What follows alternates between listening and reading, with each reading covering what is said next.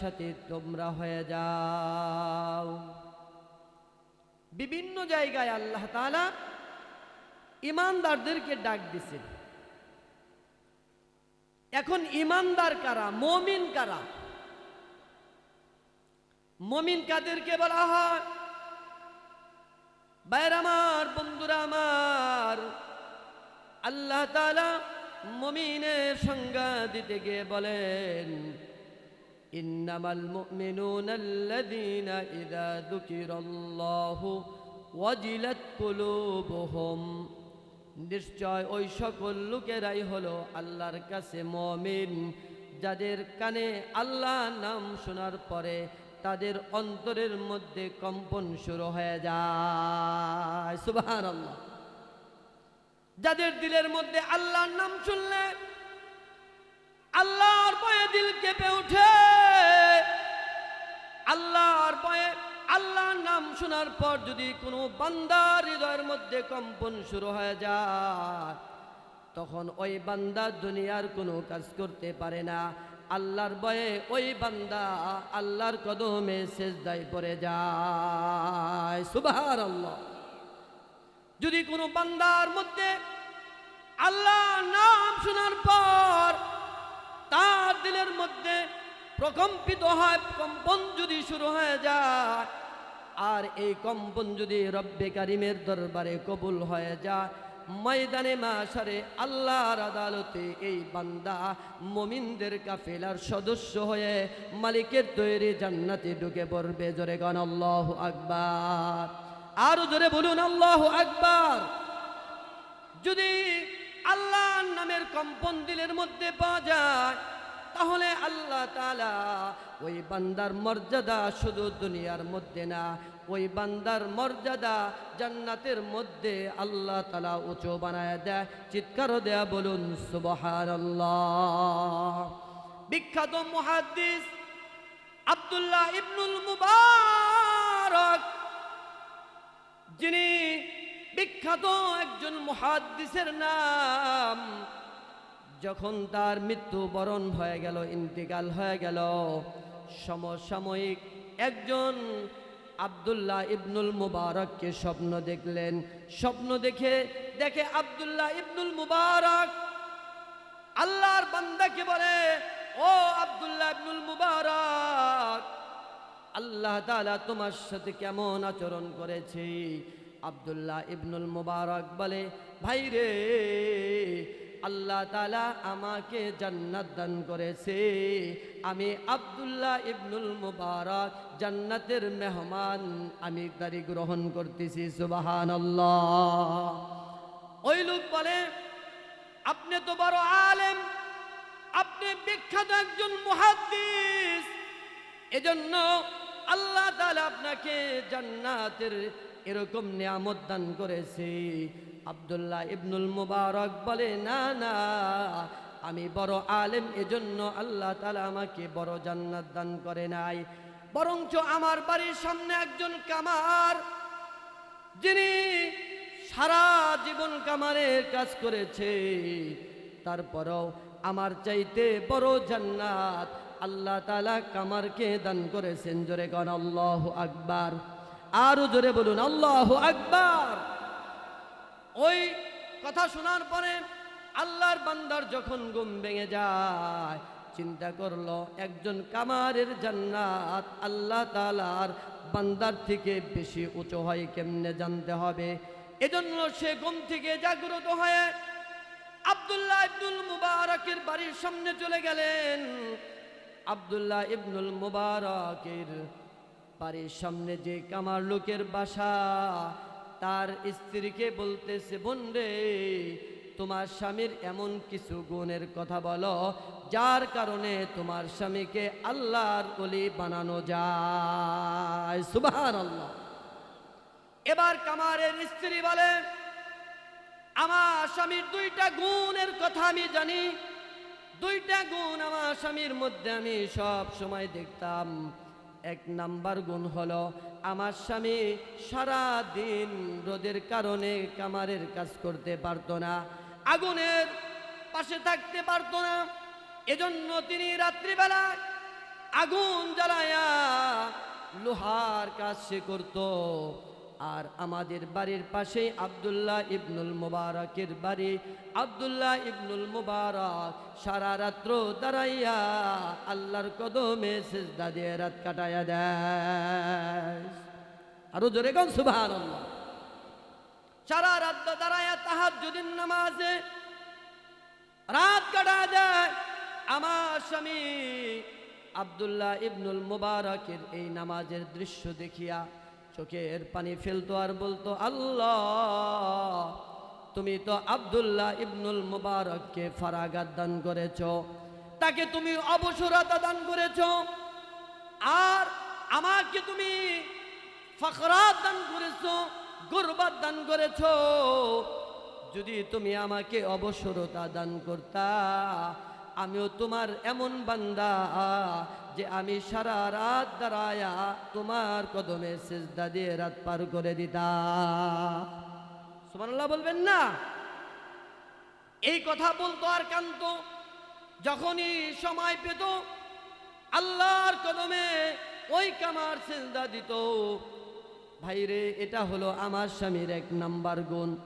2 number গুণ হলো আমার স্বামী দিনের বেলায় যখন কাজ করত, এমন সময় যদি মসজিদ থেকে আজানের আওয়াজ চলে আসতো, স্বামী আমার দুনিয়ার কোনো কাজ তখন আর করতে পারতো না। আমার স্বামী দুনিয়ার কাজ সবগুলো ছেড়ে দিয়ে আল্লাহর কদমে সিজদায় পড়ে থাকতো। সুবহানাল্লাহ। আমার স্বামীর এমন হালাত ছিল, যখন কাজের ফাঁকে মসজিদ থেকে আজানের আওয়াজ ভেসে আসতো, আল্লাহু আকবারের ধ্বনি যখন আমার স্বামীর কানের মধ্যে এসে পৌঁছাইতো, আমার স্বামীর হালত ছিল এরকম, হাতুড়িটা আর সামনের দিকে আগায় নাই, পিছনের দিক দিয়ে ফেলে দিত। ফেলে দিয়ে আল্লাহর কুদরতি কদমে সিজদা দিয়ে কাঁদতো আর বলতো, আল্লাহ তোমার নাম শোনার পর আমি কিন্তু তোমার গোলাম, দুনিয়ার কোনো কাজের মধ্যে থাকতে পারি নাই। আল্লাহ তোমার নামের ইজ্জতের খাতিরে দুনিয়ার সব কাজগুলো আমি ব্রেক করে দিয়েছি, তোমার কদমে আমি সিজদা দিলাম। আল্লাহ দুনিয়ার মানুষ আমাকে যদিও কামার বলে ডাক দেয়, মাওলা গো তুমি কিন্তু ময়দানে মাশারে আমাকে কামার বলে ডাক দিও না। তুমি কিন্তু আমাকে কামার বলে ডাক দিবা না। আয় আল্লাহ, দুনিয়ার মানুষের কাছে যদিও আমি কামার, আল্লাহ গো ময়দানে মাশারে তুমি একজন তোমার আদনা গোলাম হিসেবে জান্নাতের মধ্যে একটু স্থান দিয়ে দিও। চিৎকার দিয়ে বলুন সুবহানাল্লাহ। এমন যাদের মধ্যে পাওয়া যাবে তারা আল্লাহর গোলাম। 2 নাম্বার গুণ হলো ওয়াইদা তুলিয়াত আলাইহিম আয়াতুহু যাদাতুহুম ঈমানা। মুমিন বান্দাদের 2 নাম্বার গুণ হলো যখন তাদের সামনে কুরআন তিলাওয়াত করা হয়, কুরআন তিলাওয়াতের দ্বারা মুমিন বান্দার ঈমান তাজা হয়, ঈমান বৃদ্ধি পায়। জোরে জোরে গান আল্লাহু আকবার। আর জোরে বলুন আল্লাহু আকবার। শুধু তাই না ভাইয়ের আমার, বন্ধুরা আমার, যখন বান্দার কানে কুরআন তেলাওয়াত শুনায় দেওয়া হয়, মুমিন বান্দার ঈমান বাড়তে থাকে। চিৎকার দিয়ে বলুন সুবহানাল্লাহ। আর যদি সে কাফের হয়, কাফেরের কানেও যদি কুরআন শুনায় দেওয়া হয়, আল্লাহ তাআলা কুরআনের বদৌলতে, কুরআন তিলাওয়াতের বদৌলতে তার দিল থেকে কুফরি জেরে আল্লাহ তাআলা কাফেরকেও ঈমান আনার তৌফিক দান করে দেয়। সুবহানাল্লাহ। আমার ভাইয়েরা, বন্ধুরা আমার, এজন্য কুরআন তিলাওয়াতের দরকার আছে না নাই? আরো জোরে বলুন আছে না নাই? যদি কোনো বান্দা কুরআন তেলাওয়াত করতে পারে, ওই বান্দা কেমন যেন বিনা আওয়াজে আল্লাহ তাআলার সাথে কথা হয়ে যায়। জোরে কোন আল্লাহু আকবার। আরো জোরে বলুন আল্লাহু আকবার। আমার ভাইয়েরা, আমরা কি চাই না আল্লাহ তাআলার সাথে আমাদের দৈনন্দিন কথা হয়ে যায়? চাই কিনা? কি বলেন, যাই কিনা?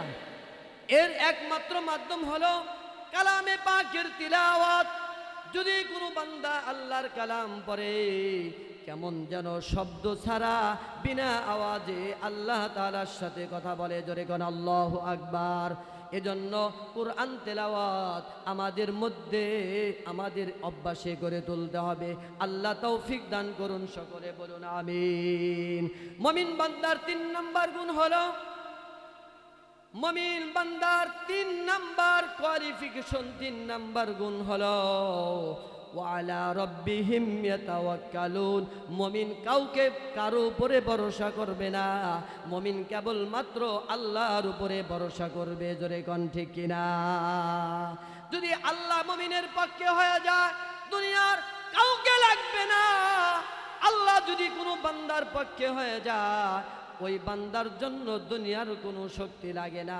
আল্লাহ তাআলা ওই বান্দাকে নিজ জিম্মায় মঞ্জিলে মাকসাদে পৌঁছায়া দেয়, সুবহানাল্লাহ। যেমন যাদের ভরসা আল্লাহর উপরে হয়ে যায়, শাহজালাল ইয়ামানি রহমাতুল্লাহি আলাইহি যখন আল্লাহ তাআলার উপরে ভরসা করে সুরমা নদীর উপরে যাই নামাজ বিছায় দিয়েছে, আল্লাহর উপরে তাওয়াক্কুল যখন করেছে, আল্লাহ তাআলা উত্তাল সুরমা নদী যাই নামাজের মাধ্যমে পার করায় দিয়েছেন, জোরে কোন আল্লাহু আকবার। আরো জোরে বলুন আল্লাহু আকবার। পৌঁছে দিয়েছেন কে? জোরে বলুন কে? আমাদের মালিককে, জোরে বলুন তো, আরো জোরে বলুন আমাদের মালিককে। এজন্য মুমিন বান্দার 3 নাম্বার গুণ হবে, মুমিন বান্দা আল্লাহর উপরে ভরসা করবে, জোরে কোন সুবহানাল্লাহ। মুমিন বান্দার 4 নাম্বার গুণ হলো আল্লাযীনা ইউকিমুনাস সালাতা। যারা মুমিন দাবি করবে, আল্লাহ তাআলা বলেন যারা 5 ওয়াক্ত নামাজ কায়েম করবে তারা আল্লাহর কাছে মুমিন, জোরে কোন সুবহানাল্লাহ। এজন্য যারা মুমিন দাবি করে তাদের নামাজ পড়া লাগবে কিনা? নামাজ পড়ার দরকার আছে না নাই? 5 নাম্বার মুমিনের গুণ হলো ওয়ামিম্মা রাযাকনাহুম ইউনফিকুন। যারা মুমিন দাবি করবে, আল্লাহর দেওয়া সম্পত্তিকে আল্লাহর রাস্তায় খরচ করতে হবে নির্দিষ্ট কার? জোরে কোন কার? আল্লাহ তাআলা বলেন যাদেরকে সম্পদ দিয়েছি তারা যদি এই সম্পদ আল্লাহর রাস্তায় খরচ করে, আল্লাহর রাস্তায় ব্যয় করে, আল্লাহ তাআলার কাছে ওই বান্দা ময়দানে মাশরে মুমিন বলে হাসরের ময়দানে দাঁড়াতে পারবে। চিৎকার দিয়ে বলুন সুবহানাল্লাহ। এই 5টা গুণ যদি কোনো বান্দার মধ্যে পাওয়া যায়, আল্লাহ তাআলা বলেন উলাইকা হুমুল মুমিনুনা হাক্কা। এরাই হলো প্রকৃতপক্ষে আল্লাহ তাআলার কাছে মুমিন। জোরে বলুন আল্লাহু আকবার। আরো জোরে বলুন আল্লাহু আকবার। এরাই হলো আল্লাহ তাআলার কাছে প্রকৃত মুমিন। লাহুম মাগফিরা। আল্লাহ তাআলার কাছে রয়েছে তাদের জন্য ক্ষমা, আল্লাহ তাআলার কাছে রয়েছে তাদের জন্য মাগফিরাত ওয়া রিজকুন কারীম, এবং সম্মানিত রিজিক আল্লাহ তাআলা ওই মুমিনদের জন্যই ব্যবস্থা করে রেখেছেন। আমরা কি আল্লাহ তাআলার কাছে মর্যাদা চাই কিনা? কি বলেন, চাই কিনা? আল্লাহ তাআলার ক্ষমা আমরা চাই কিনা? মানুষ দুনিয়াতে শান্তি চায়, আখিরাতে জাহান্নাম থেকে মুক্তি চায়। আর সম্মানজনক রিজিক আল্লাহ তাআলা এই 5 কিসিমের মুমিনের জন্য, এই মুমিনের যেই মুমিনের মধ্যে 5টা গুণ পাওয়া যাবে, আল্লাহ তাআলা 3টা গুণে বান্দাকে গুণান্বিত করবেন। ময়দানে মাশরে আল্লাহ তাআলা কামেল মুমিনের দপ্তরে নাম উঠায় দিবেন। জোরে কোন সুবহানাল্লাহ। এজন্য আল্লাহর কাছে কি আমরা মুমিন দাবি করতে যদি চাই, এই 5টা গুণ দরকার আছে না নাই? কি বলেন, আছে না নাই? আল্লাহ তাআলা যেহেতু আমরা আল্লাহ তাআলার কাছে মুমিন যদি দাবি করি, এই 5টা গুণ আমাদের লাগবে। এই 5টা গুণ যদি আমরা অর্জন করতে পারি, কেবলমাত্র আল্লাহর কাছে আমরা মুমিন হয়ে যাইব। এই 5টা গুণ আমাদের মধ্যে কি বলেন ফিট করার দরকার আছে না নাই? কি বলেন, আছে না নাই? 1 নাম্বার হলো আল্লাহ তাআলার নাম শোনার পরে দিলের মধ্যে কম্পন। 2 নাম্বার হলো কুরআন তেলাওয়াত করলে ঈমান বাড়ে। 3 নাম্বার আল্লাহ তাআলার উপরে ভরসা করবে। 4 নাম্বার 5 ওয়াক্ত নামাজ আদায় করবে। 5 নাম্বার হলো আল্লাহর দেওয়া সম্পদ থেকে আল্লাহ রাস্তায় খরচ করবে। এই 5 গুণে আল্লাহ তাআলা আমাদের সকলকে গুণী হওয়ার তৌফিক দান করুন। সকলে বলুন আমিন, আরো জোরে বলুন আমিন। আল্লাহ তাআলা আমরা যা কিছু শুনলাম বললাম সকলকে আমলের পূর্ণ তৌফিক দান করুন। সকলে বলুন আমিন। ওয়া আখিরু দাওয়ানা আনিল হামদুলিল্লাহি রাব্বিল আলামিন। আসসালামু আলাইকুম ওয়া রাহমাতুল্লাহ। এখন এশারের আজান হবে, 7টায় এশারের